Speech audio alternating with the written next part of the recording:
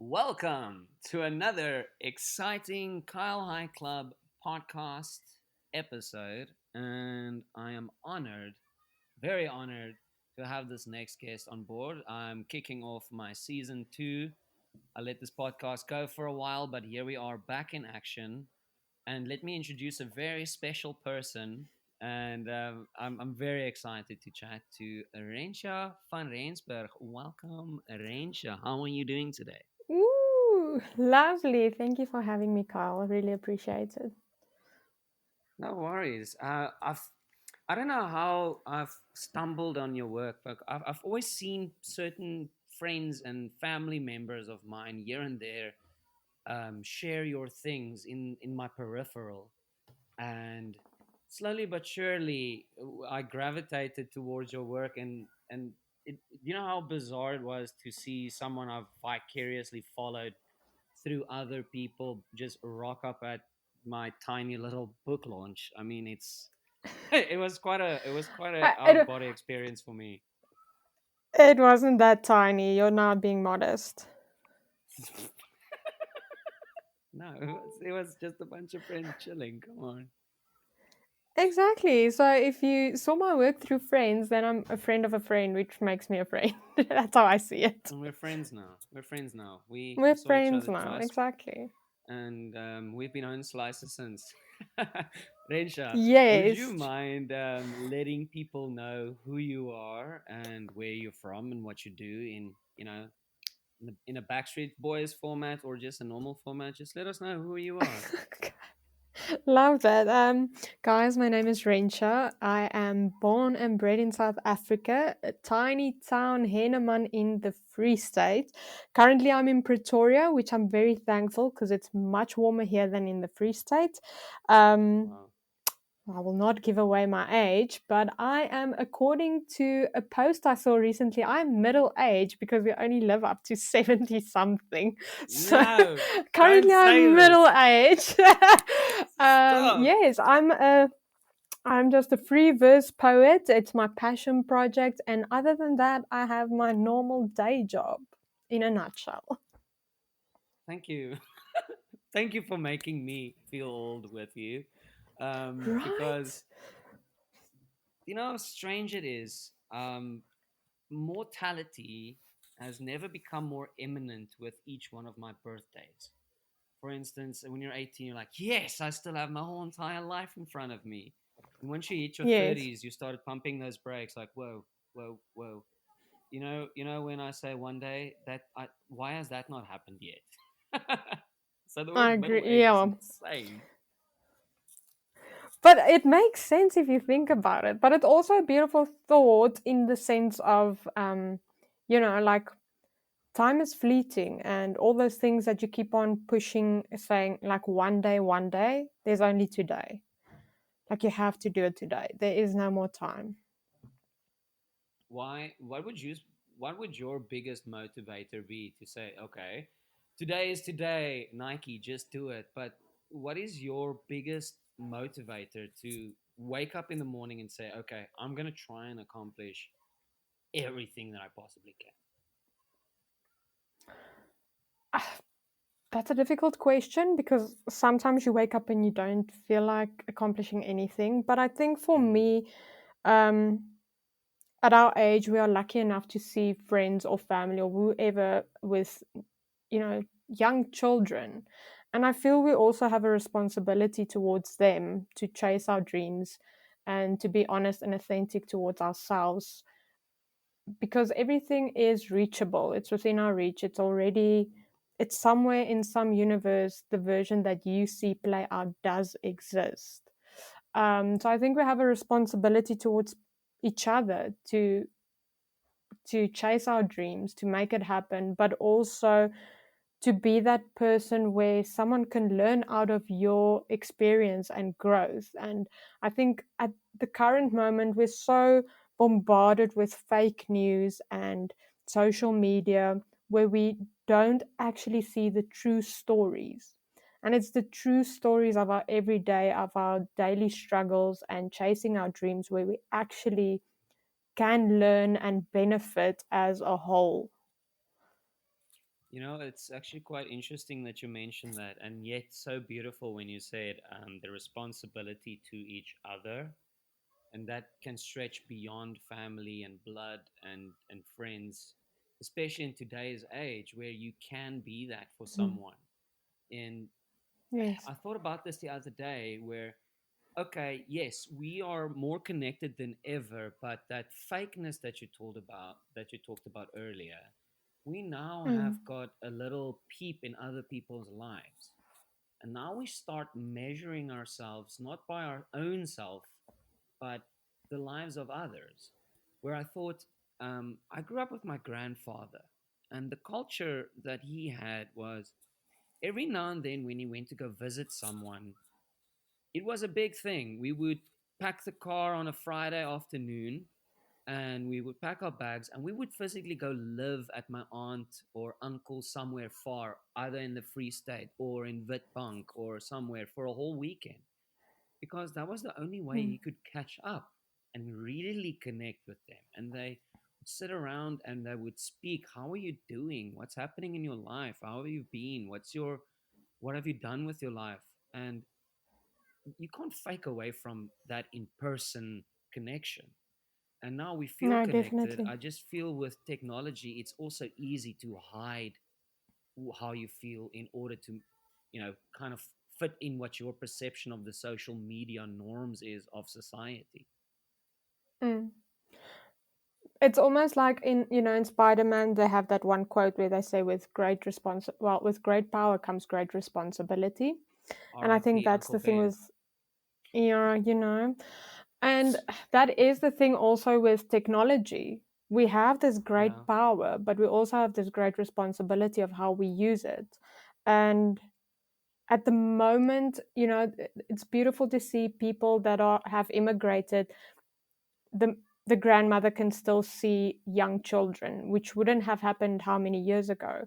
But also, like you say, we don't connect anymore with each other due to feeling, but I know what's happening in Kyle's life. I have no idea. Yeah.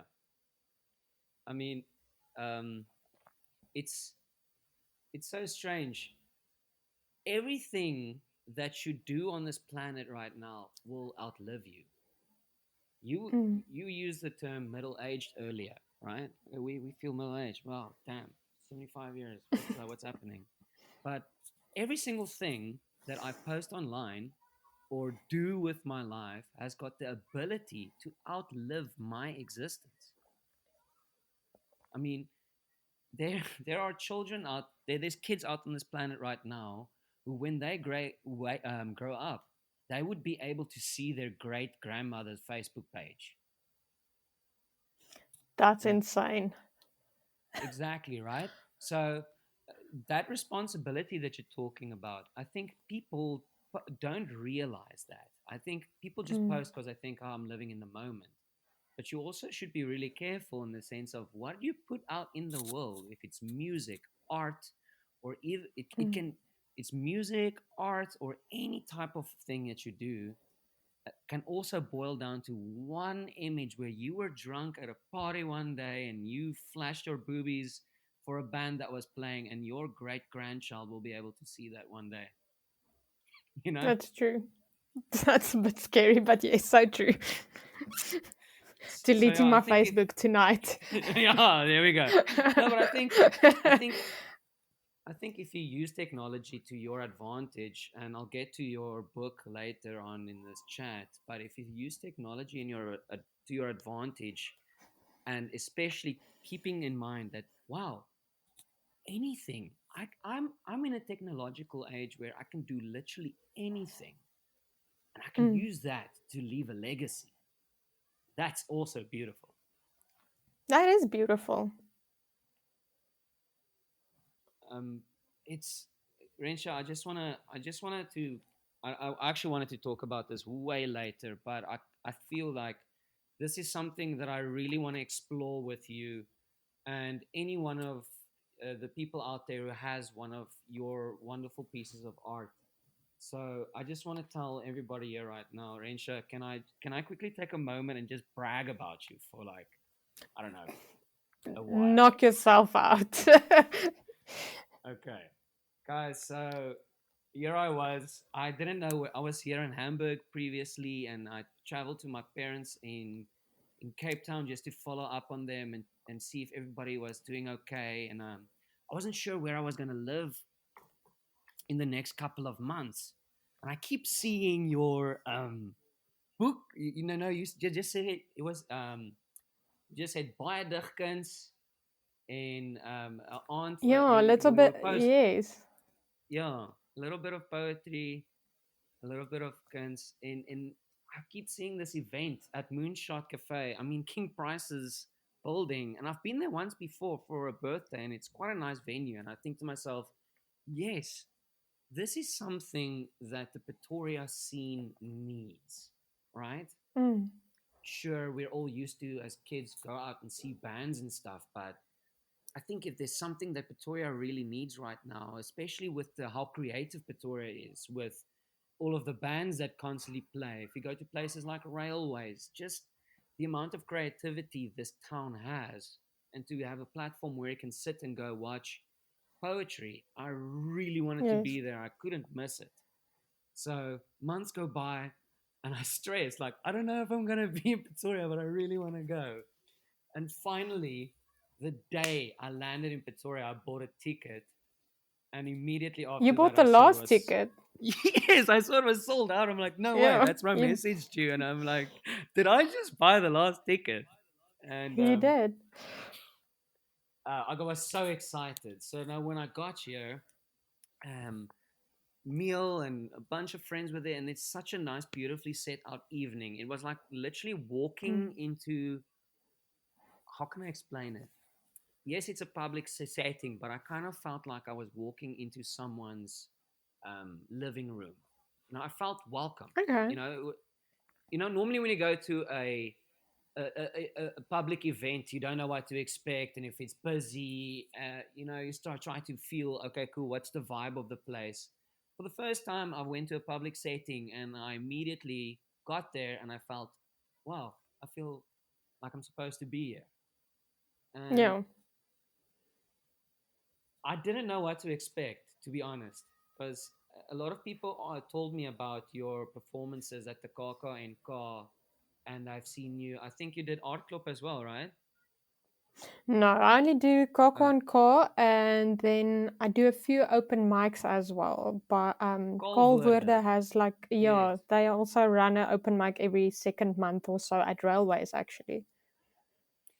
And I saw that as well. I mean, I saw your post with the Kolwoorde, and I specifically didn't want to watch any of your poetry online because I felt I wanted to experience it live for the first time, and I was so happy I got that opportunity. And Okay.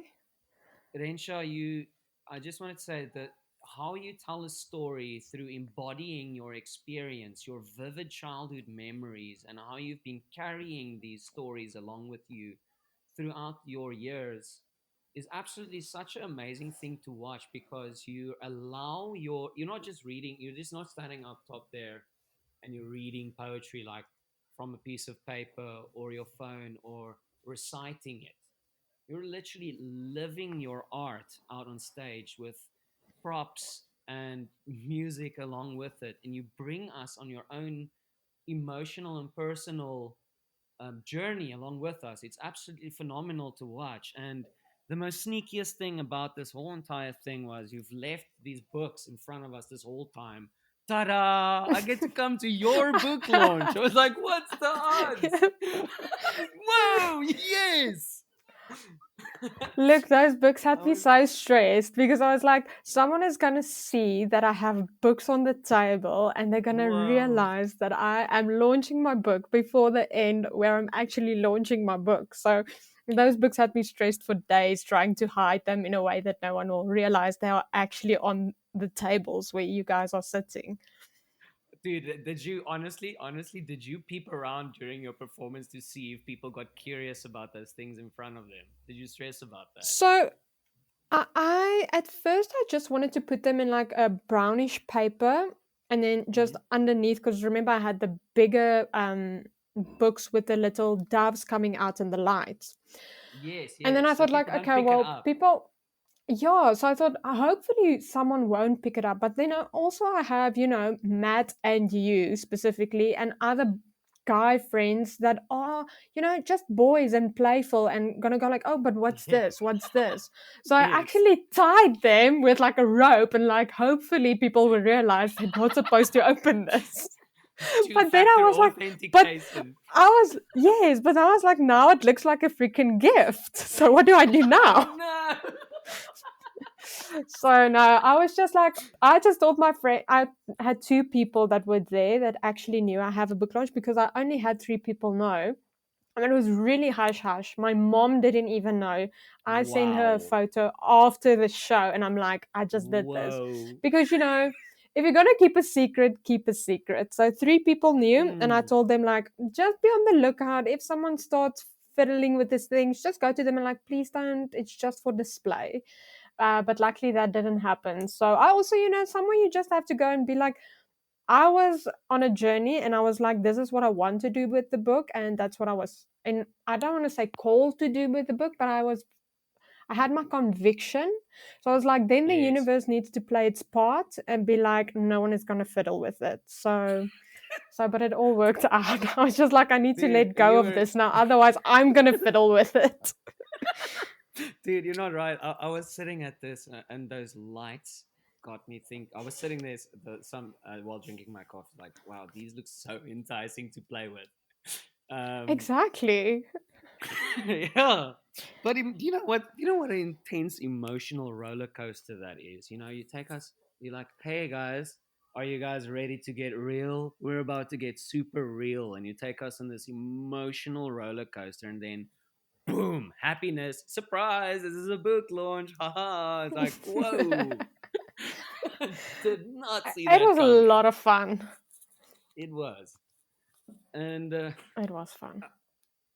so talking about that legacy, right? So firstly, I want to kind of in the same sense, with all respect, say fuck you at the same time, because this book isn't even mine. This is such a beautiful concept. I It's love it. I not. love it. I love it. Thank It's you. so great. I mean, it is such a beautiful concept, guys. So here comes the bragging. I'm only going to start with the bragging now, all right? So Rensha, this thing is is exactly that.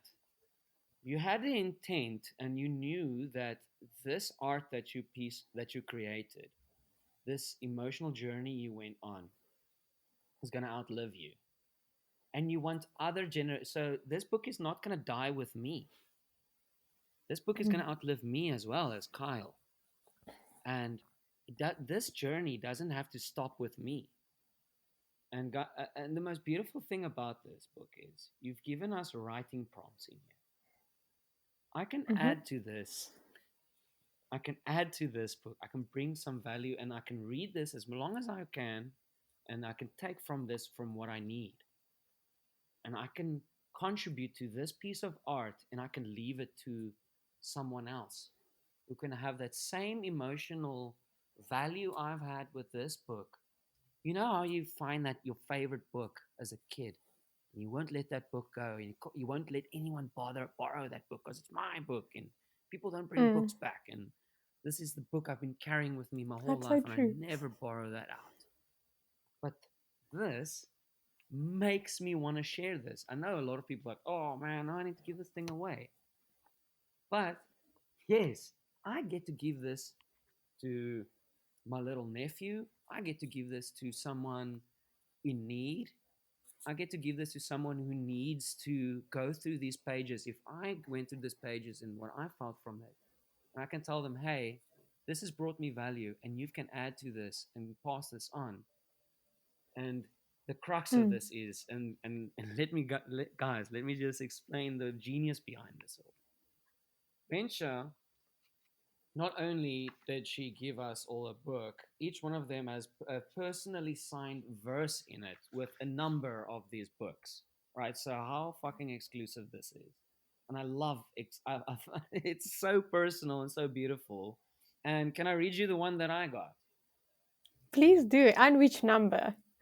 Yes, I'm gonna let you know. So I've got number 15, Okay. and and this hit me on the evening I got this book. It's a Liefde sal jou nooit mis nie. I mean, That's a hard this one. is that's a perfect one I could possibly get.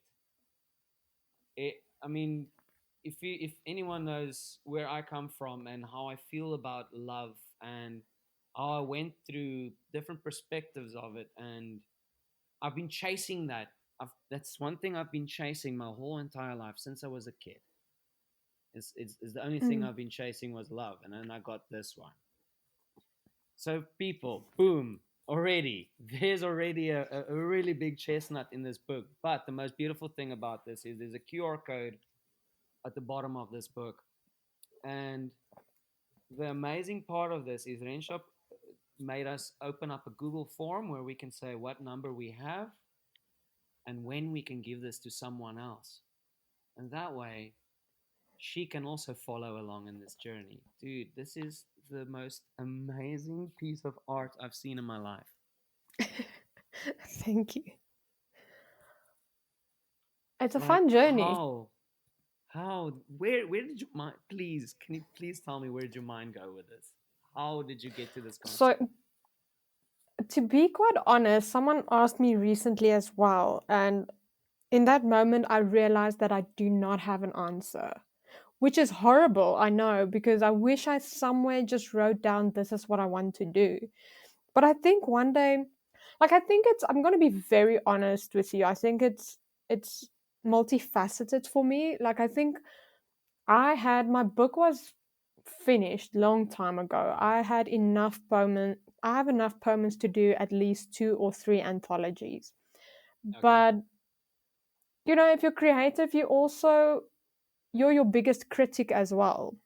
Phew. So Yeah. I sat with all of this work and I'm like, okay, cool. I want an anthology. I do want to publish my work. It was a big thing for me. But then also on the one flip side, I was like, am I good enough to sell my work? Which was an honest thought, and it sometimes still is. But then I think the more I performed, I had a lot of people come up to me with questions and just also testimonies and stories as to where my stories took them. And I realized that Wow. the first book is bigger than me. It's not even about my stories. That's why I want to give it away. Um, and I want people to be part of this journey because I don't believe in healing is just a singular journey. I think a lot of people are involved. And why would I not allow people to read my book, write in my book, and allow someone else to heal? Like you say, the one you got was so specific, and I had to trust the conviction I had as to this is what I feel is right. And in the Mm. work that I perform, I constantly speak about my true north. I Yes. am a giver. That is what I want to do. I want to give my stories. I want to give my healing. I want to give my lessons. I want to give.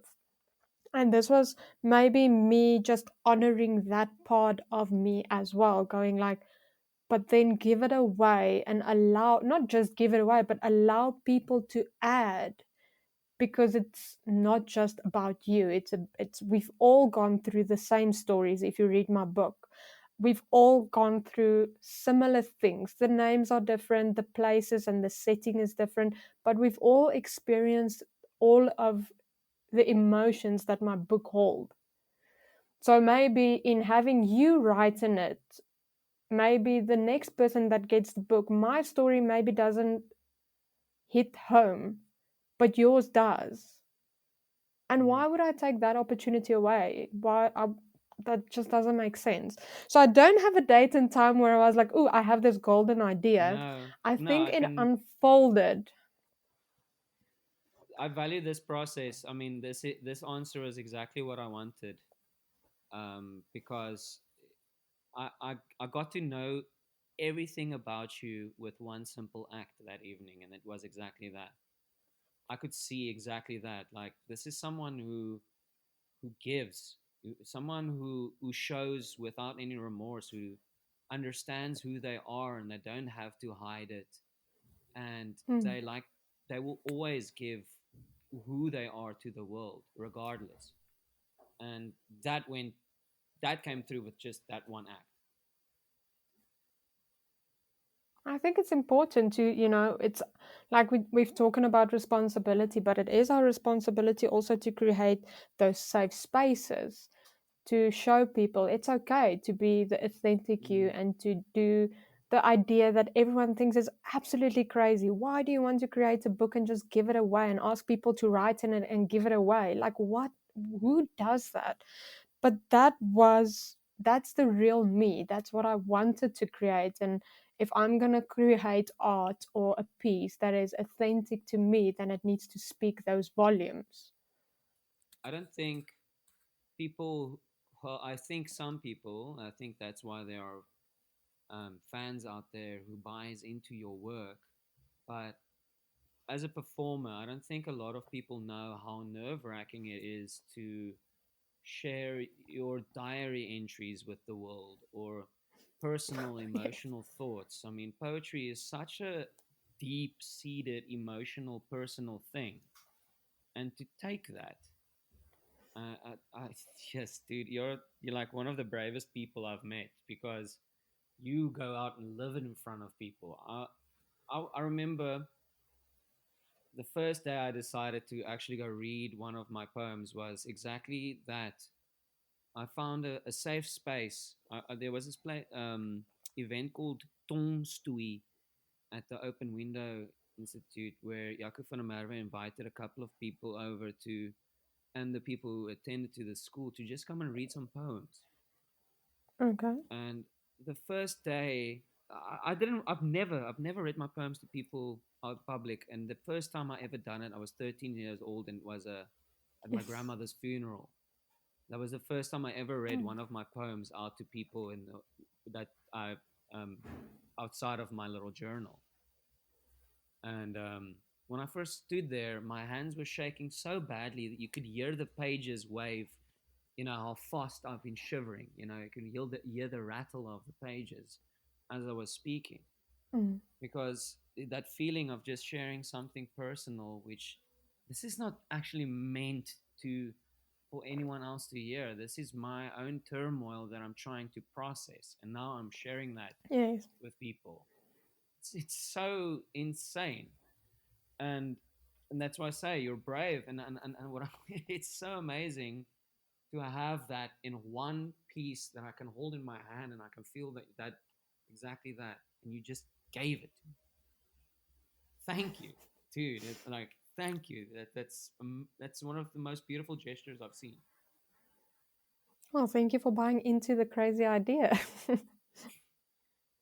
But exactly that. I didn't buy this, right? And this is what makes it amazing. So if you have one, what better reason to give it to someone else? You didn't pay for this, dude. Renshaw gave this to you, and Mm. now give it to someone you love.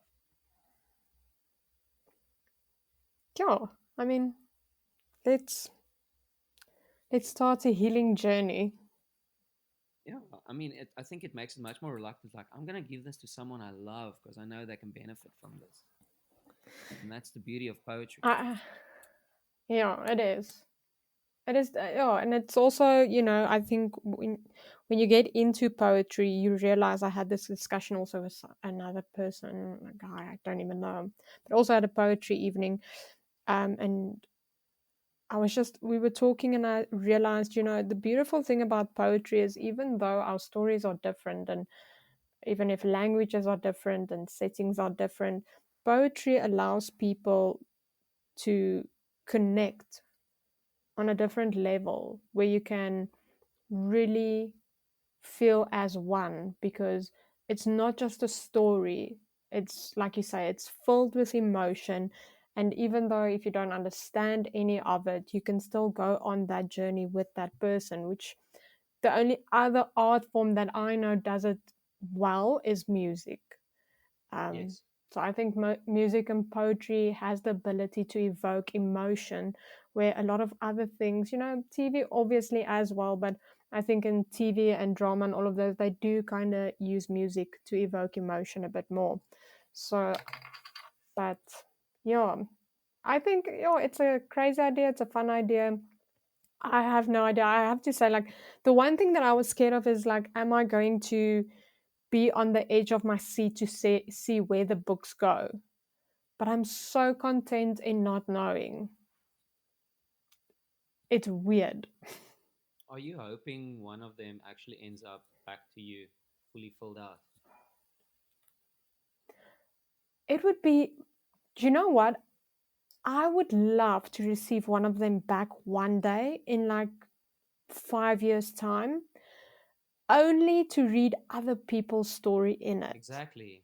How people, and that's exactly that. Like, how did my thing impact these people, and what did they do with these writing prompts? And you can learn from your own community. Yes. Like the collective story of what the book can become. Because technically, I gave you guys books, but it's only drafts because there are empty pages. So it's Yes. not complete yet. Only once all those pages are complete, I feel that specific book is finished. And I would love to receive a finished book one day.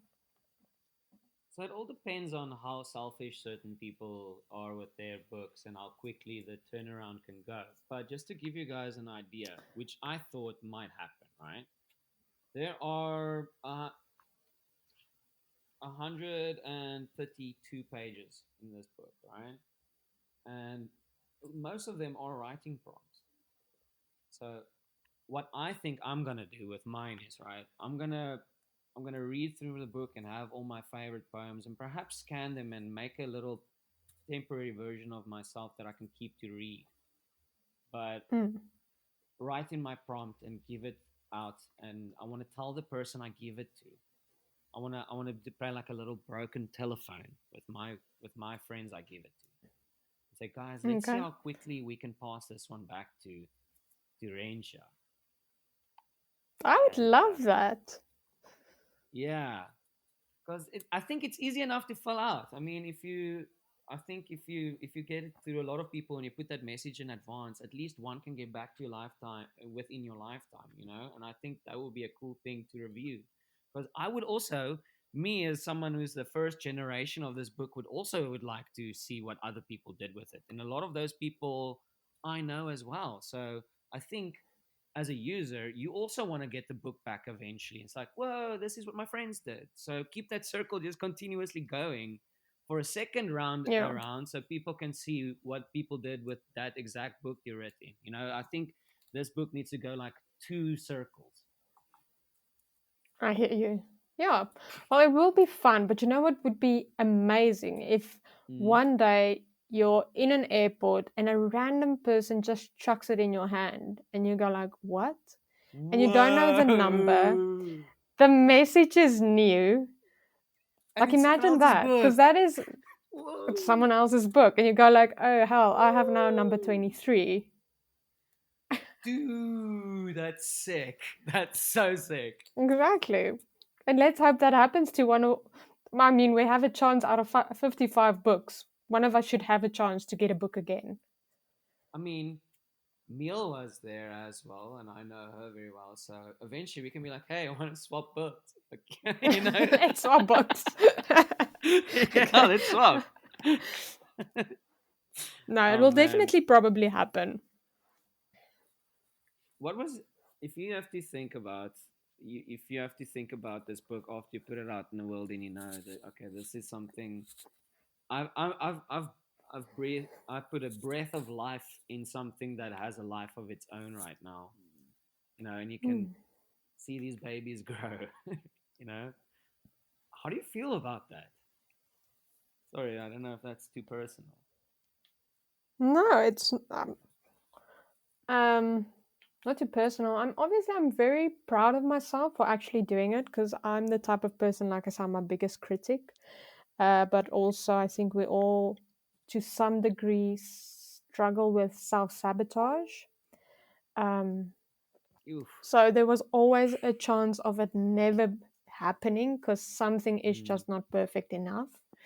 There's Yeah. this other guy where he said, oh, what was it that he said? It was so brilliant where he said, um, I almost want to say he said, where where great ideas go to die is at the cemetery of perfection. Wow. And that Yeah, made that's so true. much sense. Like, you think something needs to be perfect, it will never be perfect, because once you know, or once you think something, there will always be something else that needs to be better or whatever. So I'm proud for actually just doing it, if that makes Mm, sense. But I'm yeah. also very content in letting it go, which is Yes. a weird thing. Um, I think we all struggle with the lesson of life of letting things go. But this one was actually, look, it's also nerve wracking because somehow you go, like, you don't know where it's going to end up. You Mm, have those people that are going to judge you for your spelling mistakes, and oh, there's an error in this, an error in yeah. that. And you have those people as well. So it's also nerve wracking because, like you say, it's like diary entries that you just push into the world, and you're like, let's hope the world is kind enough to receive it. But there will be people that are not receiving it as kindly as you wish. So there is that element of fear as well, of like, what's going to happen when one day you open your phone and there's like this massive, I don't want to say review, but person just scrutinizing your work, and you're like, oh Lord, Yeah. help us. Who the fuck is this guy? You know? Yeah, exactly. It's like, what do I do now? It's like, where did he come from? It's like, Yeah. But it was also, the book was a big lesson for me, in allowing myself to play. Because I do believe in life, we as humans, and regardless of what you believe, you are created from yeah. from some sort of magic. You are created, and if you are created, then that means you need to create. That's just how it works. That's how the circle works. So I do believe we're here to create, and I'm very serious in life, too serious sometimes. So it was a beautiful journey for me to allow myself just also to play, have fun, Mm. and be vulnerable, and vulnerable to the point where I don't know how vulnerable I am being, because I don't know how far this book is going to stretch in the long run. That's one of my, I don't know, what to call it, toxic traits, or I don't know, I don't know. But I open myself up way too easily. I put myself way vulnerable way too quickly with whoever, right? As a Mm. form for me to get to know that person. Like, I sometimes throw my heart on the table and say, okay, well, this is who I am, and however the person reacts to it, it kind of gives me indication of where they are with their life. And That makes it's been sense. bothering me for a long time. For instance, why do I need to do this? I don't have to talk about who I am, or where I'm from, or how I'm feeling, but I can, and It's I can also do a that in a playful strength. manner. And like you've Yes. done it, that's what creativity is. I can do that in a playful way. you know I can do that in Yeah, music and definitely. art and poetry and whatever. I can express who I am as an individual without having to say a word. And that's the beautiful thing of art and poetry, is the community that you build in people, with in a in a platform without saying a word. People can relate and be inspired by it. That's that's why I'm saying it's also a strength, even though if you do use words, like you say, like however they respond tells you where they are in their life. So it's a Yeah. great mirror for realizing, is this person okay with where they're at? Are they happy with who they are? Are they growing? Are they willing to learn?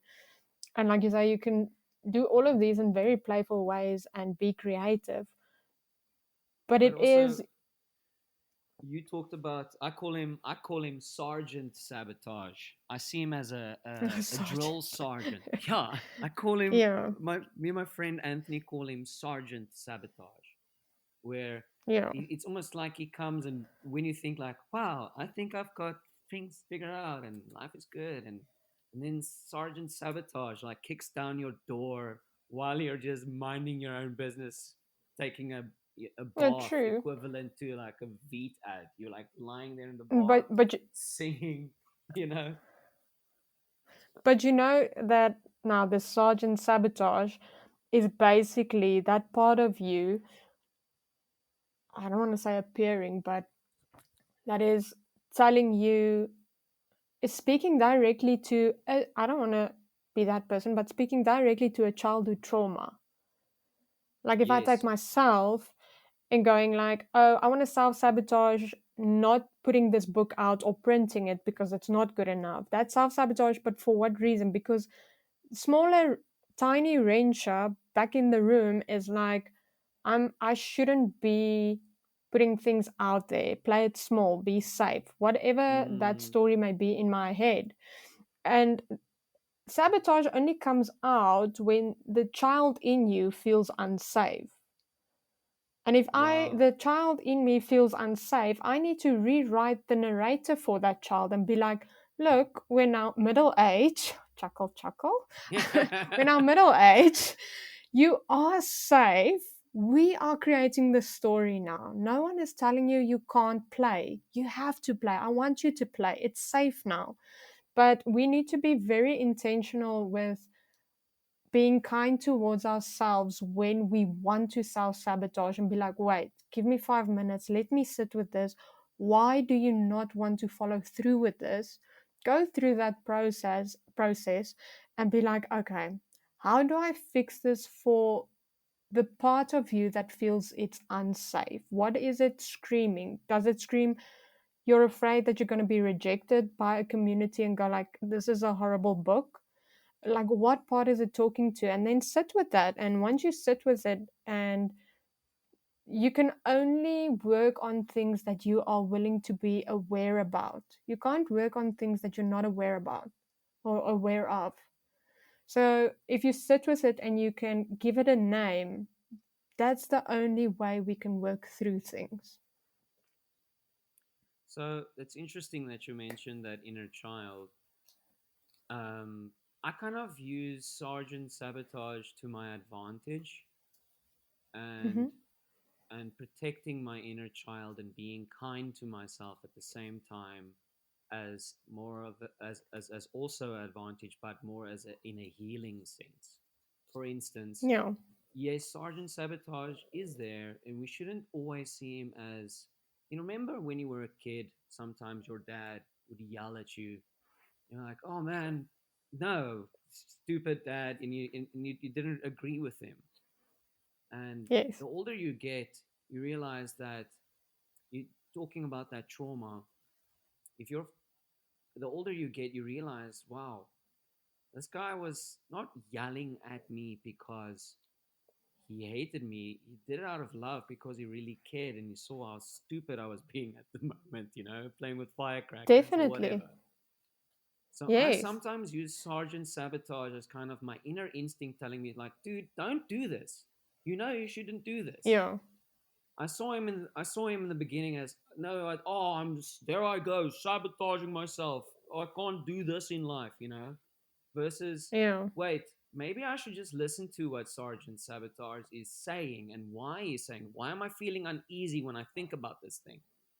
Oh, yes, it's because it's a reoccurring pattern that's been happening in my life and I want to get out Yes. of it. And it's kind of my inner instinct telling me, don't do that again, dude. And you Yeah. use your inner child to, like, that version of yourself taking care of yourself is like, okay, dude, do you understand why you're feeling these things? Work through this and sit down and figure it out. Where do you want to go? You are feeling uneasy because of this. Why don't you want to feel uneasy? Remember the path, like Yeah. you say. Where do I want to go? Your true north. Remember, don't fall off true north because you feel uneasy. Yeah. Remember where your north is. It's, yeah. But it's interesting because I agree with you when I started my journey because we all start at some age where like you have to sit with all your things and it's a process. But there's so many things where I had blockages for myself or like walls up for myself because I had a perspective about something. And it's like you said, like your dad Mm, was screaming at you, not because of you're an idiot, because he was filled with love and he didn't want you to get hurt, but your yeah. perspective on that situation was different. So I had a lot of things where I had to sit and be like, okay, but what is the true I'm story here, not older just your now as well, and I've got perspective? Yeah, experience. like now Yeah. you can sit with it. Yes. So that's very true. Do you think? Do you think if you have to um, sit down with a younger version of yourself right now, if that version would look at you right now, would that version of you also be proud? Or what do you? How do you I think would that hope version of yourself would? How do you think that version of yourself would react right now if they would see you? that is difficult. Um, I would hope to say proud. I think there's a lot of things that I set out for myself to achieve that I have. Um, but also just in the willingness to sit with everything and everyone, and maybe also just the version of me willing to grow, because I think when you're younger you think you know everything. So Mm. I would definitely, if I was, I think I'm proud of myself now as a grown version of that little person. So I would hope that that person would go like, you know what, you've made your mistakes, you made a bed a few times, but at least we're here now, and where you are now is a much beautiful, more beautiful version than anticipated or where you have been. I would want to take um, a 18-year-old version of myself to a music festival and just connect Love with him. that. Yeah, if I would go back in time, I would go with an 18-year-old version of myself and be like, dude, let's go to a music festival, let's connect, let's chat. Let me fucking tell you some shit, my man. This is Yeah. the adventure of life. Let's go have some fun and talk about where we're gonna go. I think that's what I would do if I was in that situation. That sounds like a more fun version. Exactly that, because I think my younger version of myself grew up in such a wholesome environment, and when I became a teenager, I somehow transformed really angry and morbid at the world. Um, Mm. it's Yes. because my, my grandmother died literally as I became a teenager when I was 13. That full on, a month after I became 13 years old, and that was the woman who raised me. And Mm. for some weird reason, it's almost like I was angry at the world because of that. And yeah, and I want to assure that Once, 18-year-old version of myself, dude, you don't have to carry that anger with you that long. I realized in yeah, my 20s, for some weird reason, somehow I always carried that depression and anger with me while in my 20s. Dude, you should let that shit go. I think that's the type of conversations I would want to have. yeah, that makes sense. Sorry for your loss.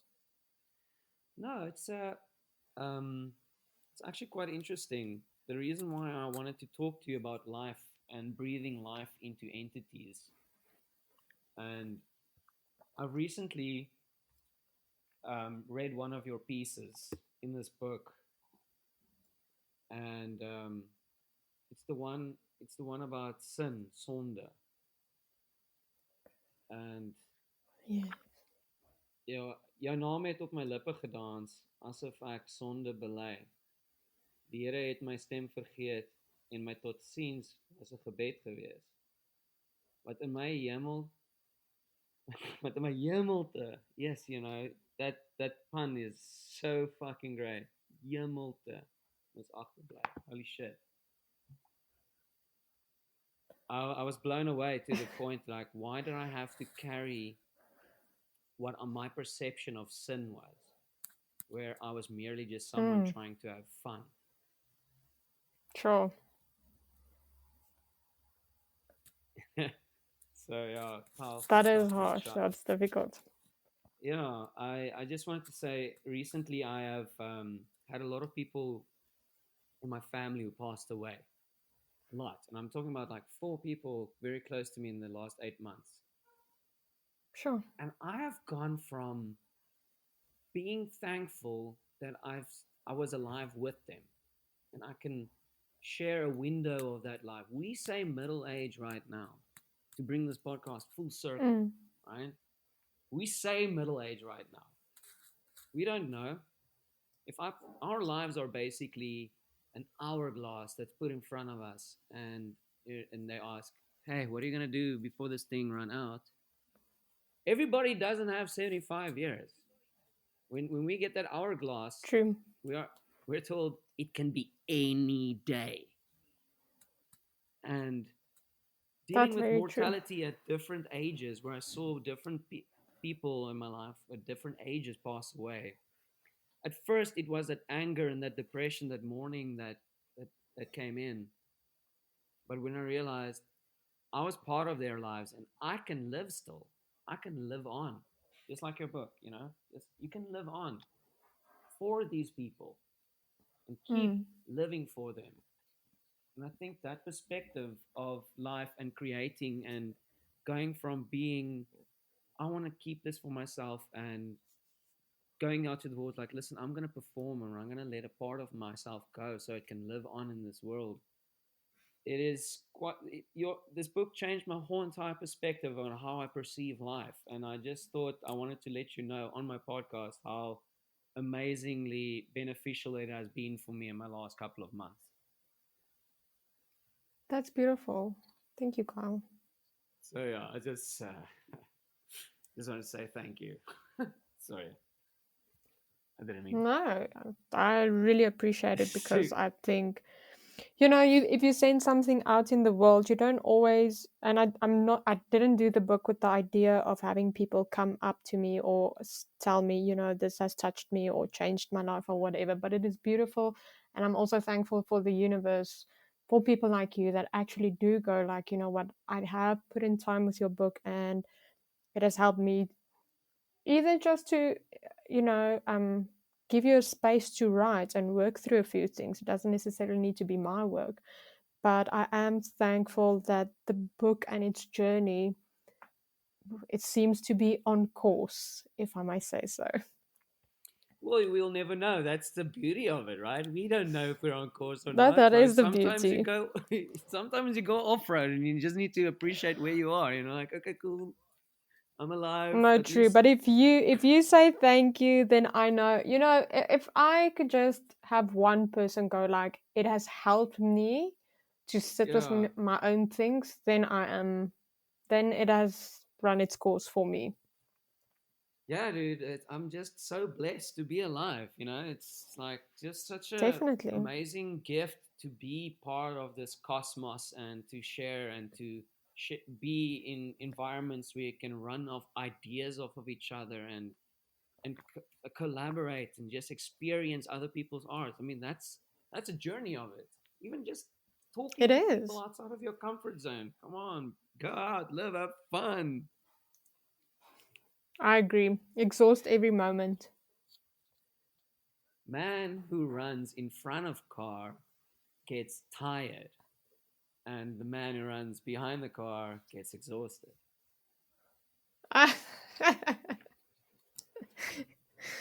That's funny. Rensha, I just wanted to say thank you for coming on my podcast. I'm at the point in my podcast, so you can be the first person who can kick it off this season. So I'm at the point of my podcast, right at the end, where I asked my guests if they could share absolutely anything. What it can be anything, whatever your heart decides to just blurt out into the whole entire universe. What would you say? Oh my gosh. Yeah, I know. Um, That is heavy. You should have given me I know. like a just a little I know. I wink always before we do this. started. No. No, no, no. No, you Sorry. know what? I think if Go I ham. can give one message to anyone, it would literally be willing to sit in silence with yourself from time to time. Have a cup of coffee with yourself, have a date with yourself from time to time. Yeah. That is the best advice. Yeah. I love that because so I'm here at my friend's house in Hamburg, and when I'm normally in the city, lunch break, you think, oh, I'm just gonna go make something to eat and then chill, make a coffee, and then go work again. Over here, I can't go. I can't wait to go out and play like a kid. Just go Yeah, hang in a tree, and climb or play with a exactly. whip.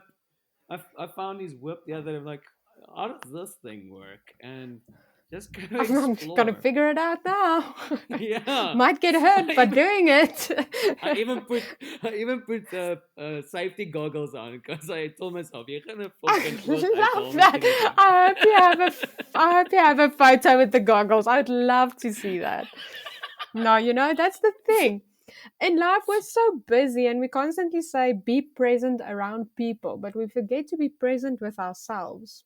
And I think Yeah. it's important, just listen to yourself, play, like you say, make time for yourself to do the things that you really, in your heart, want to do.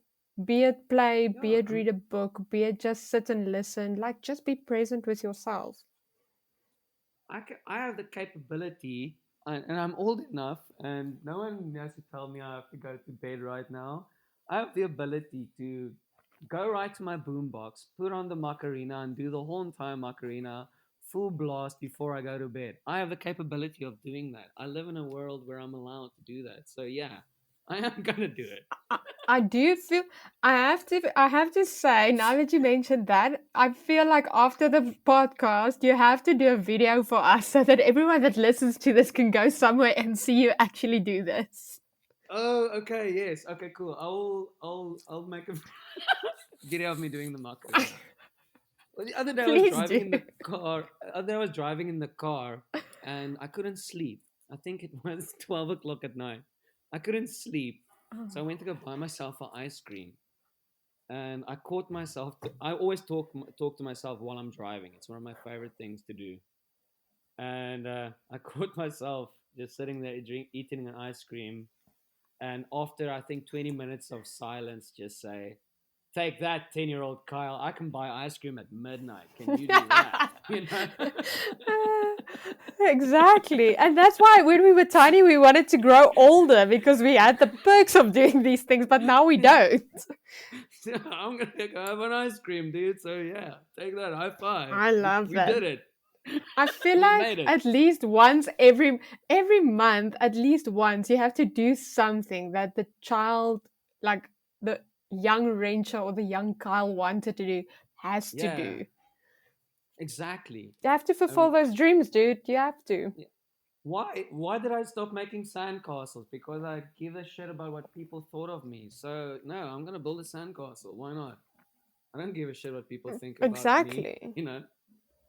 And you are now equipped to build proper sand castles. Like you can make modern ones, proper castle ones, I can even go to under Chamberlain's and sand buy garage. wood. You know, you can do a lot of things. Like you have money now. Exactly. You can put a fence around if you want to. I can literally sign a 3-month contract and put on a down payment for a Wendy house to go put it on the beach, you know. Exactly. The things you can achieve, Kyle. I can even order furniture for my Wendy house via Takealot to get delivered to my Wendy on the beach, You you know. can. And they will actually bring it there. That's brilliant. I can even to top it all off, get a power station and put electric stuff in there with Wi-Fi. Dude, I can be sorted with the whole entire house on the beach right now. I think by now you're thrown out, but yes, you can. Like somewhere It the government literally, is gonna arrive. literally at in the parking lot when I just rocked up there with the wood, some security guards be like, "No, dude, no, turn around, The only thing come we do on." is we get one of those fidelity security like Yes, placato or something, and we put it on your wedding, and no one will bother you. They'll be like, yeah, "No, it's supposed to be exactly. here."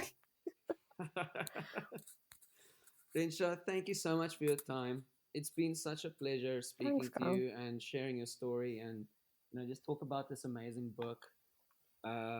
Yeah, thank you so much, and I look forward to. I want to make you a promise that I make everybody a promise. The door is always open here on the Carlisle Club. If you ever want to come back again, you're welcome any day. Thank you so much for having me, Carl, and just for the lacquer chat. Really appreciate it. Be happy and be inspired. Chat soon. Bye. Cheers.